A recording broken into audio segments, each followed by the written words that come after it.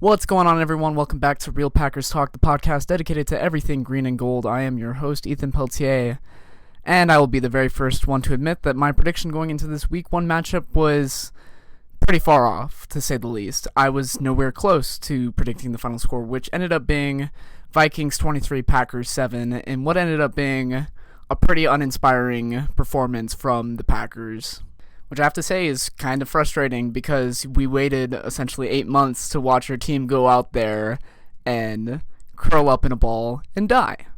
So I'm here today to share my thoughts about the game. I did figure that it would probably be best to give it a little bit of time before hopping on and discussing my thoughts because, as I mentioned, this was not a fun game to watch. This was a very frustrating performance to sit through. But now that I've had a little bit of time to sit on it and think, I'm ready to share my thoughts. So without wasting any more time, I'm just going to jump right into it. And the very first thing that I want to talk about is just the way that this game opened. Vikings got the ball to start the game, and they practically drove down the field, scoring relatively easy with Justin Jefferson on...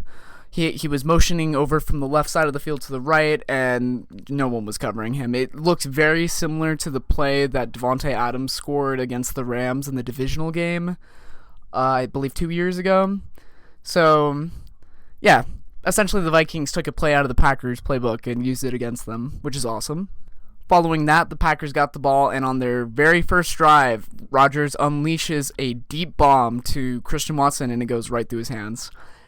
And at that moment, all momentum was lost for the Packers. They looked like a deer in headlights. They did not look like they were ready to be there on the big stage. And really, throughout the game, they struggled to get that momentum back. There were several blown opportunities, which I'm going to just tell you about right here. And whether these are issues that come down to player personnel or coaching decisions, it really doesn't matter. There were just a few bizarre moments in this game that, as a Packers fan, I'm sitting there watching this game and I'm like, what's going on? Now, I do want to preface everything that I'm about to say with this. I am no expert on football. I am merely a fan who loves the game, and the coaches, the coaching staff that works in Green Bay right now they've all forgotten way more about football than I'll ever know, alright? But man, I am just baffled by some of the decisions in this game.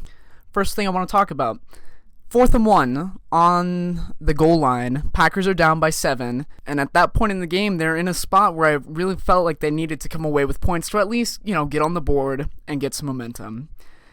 So what do? They line up in shotgun, and they run the ball, which doesn't make any sense to me, because why would you start your guy 3 yards deeper than he needs to be when you can just, run, I don't know. Again, I'm no expert, I'm just voicing some frustration right now. It doesn't make a lot of sense to me when you have two really good running backs. Why start them further behind the line? The Vikings know what's coming, it's not a surprise. I felt like you could even quarterback sneak with Rodgers and just push him, push the pile into the end zone. I don't get it. The next thing that I don't understand is why the Packers abandoned the run. Aaron Jones had a total of 8 touches in this game. 8. That is simply not acceptable, especially when they're paying him the amount that they do. I don't know, I don't have those numbers off the top of my head, but it's a lot. Rest assured, the Packers are paying Aaron Jones a lot, and then they proceeded to give him 8 touches. Once again, that doesn't make any sense to me. Now, Matt LaFleur has come out since the game has ended and said that that's not okay and that they need to run the ball more. But I feel like we've heard this before. I just don't understand why, when this team gets down, they feel like they need to spread it out and, pass it deep, when they've got arguably one of the best running back duos in the entire league. So, and when they were running the ball, they were moving the ball. So again, these are just things that I'm just confused by. To stay on the offensive side of the ball, another thing that I don't really understand is why isn't Amari Rodgers playing? We are short at wide receiver, especially yesterday when Allen Lazard's not even playing. You've got Amari Rodgers, who's already, he's a year in this system. Surely he knows something in this offense. Surely you can utilize him in some fashion. He got 0 snaps. 0. I'm not going to flip over the defensive side of the ball. And honestly, I thought that defense played a lot better than offense did overall. But if there's one major question mark I have, it's what was your game plan to cover Justin Jefferson, who had a career day, by the way, which I'll get into in just a moment. But as a fan, what I don't understand is you have Jair Alexander, who is arguably one of the best, if not the best cornerback in the league, and you refuse to man him up on the other team's best receiver, a receiver who is dominated in his first 2 years, like historically, putting up crazy numbers. I just don't get it. This is something that they did mention during the game, during the broadcast. I understand that it is much easier said than done, and there's a lot of moving pieces. And when you have one guy adjust, everyone needs to adjust. I totally understand that. But surely they could have come up with a better game plan to cover Justin Jefferson, because that man was wide open set way too many times during this game. Yeah, those are just some random things that I wanted to touch on that just kind of confused me. I don't really understand what's going on, and obviously it is just week 1, and these things are all subject to change. But they are kind of, I kind of scratch my head when I look at my notes when I read these over. And that's all I'm going to say about that. Moving on, I wanted to break down some of the key stat lines for this game. I'm going to start with Minnesota because they were the winners.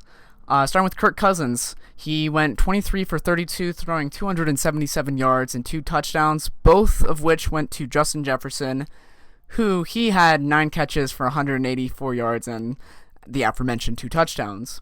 That is a career day for Justin Jefferson, who, I mean, I hate to say it as a Packers fan, dude's a stud. He's really good, and it's, again, I'm just confused as to why we didn't think that he was, I don't know, did we not expect him to go out and ball? Did we just think he was gonna not show up too? I don't know. Doesn't make a lot of sense. Additionally, Dalvin Cook had 20 rushes for 90 yards, which is an average of 4.5. So going back to my preview earlier in the week, the Packers didn't really do a great job of stopping the run. Yes, they held him to under 100 total, but he still got his big runs when they needed him to. And then lastly, I figured I'd highlight Harrison Smith, the safety for the Vikings, because, again, he's another one of their studs. He was he had the lone interception in this game. Moving over to the Packers, there's really not a lot to talk about. Aaron Rodgers went 22 for 34, throwing 195 yards, and that interception, which I mentioned, that went to Harrison Smith. Aaron Jones had 5 rushes for 49 yards and 3 catches for 27. So, again, when Jones got the ball, they were moving it. Why is it that he's only getting 8 touches? Once again, doesn't make sense. A.J. Dillon went 5 for 46, and he was our leading receiver in this game, which is crazy. I mean, it's not crazy for a running back to be the leading receiver in a game, but it's crazy that we struggled to move the ball so much so that A.J. Dillon ended up being our leader in receiving yards. So it's nuts. All that being said, though, I do think it is important to take a deep breath and take a step back and realize that this is week 1. It's going to be okay.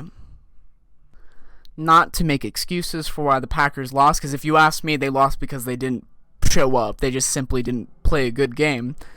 But other things to consider: David Bakhtiari, Elton Jenkins, Allen Lazard, 3 starters all out. Vikings, on the other hand, were pretty healthy. Another thing I want to point out is that this is not the first time the Packers came out in week 1 and just kind of crapped the bed and didn't do anything. May I remind you that last year the Packers went out week 1 to Jacksonville against the Saints, and they lost 38-10. They didn't just lose, they got shellacked. It was ugly. This game was not as ugly. They still lost. You never want to lose. But there's no reason to panic. The Packers lost week 1 last year, and they ended up winning 13 games. We're the number 1 seed in the NFC. I know that doesn't mean anything without a trophy or a ring, but they are still a good team, and there's no reason for us to lose our minds. If it sounds like I'm complaining a lot, it's because I waited 8 months to watch my favorite team go out there and play a crappy game. It's frustrating. As a fan of football, you don't ever want to watch that. I do have to remind myself, though, that, again, it is only week 1, and there's plenty of time to figure out some issues. So, let's look ahead. Let's try and put this in the past. Hopefully the team can shake this loss off and we can move ahead, because it is now officially Bears week. Packers are set to play the Bears Sunday night at Lambeau Field. So, hopefully this week we can ease into the game a little bit better. I will have a preview coming out later this week, kind of previewing the matchup between the Bears and the Packers. Same thing that I did last week. Hopefully my prediction is a little bit more accurate, assuming that I picked the Packers to win, which I probably will, let's be honest. But yeah, that's about everything that I had for y'all today. I do want to thank you for tuning in. It does mean a ton to me. Feel free to like, share, and subscribe to the podcast. You can find me anywhere on YouTube, Spotify, Anchor, and SoundCloud. I hope you all have a wonderful rest of your day, and I'm going to leave y'all with the Go Pack Go. Peace.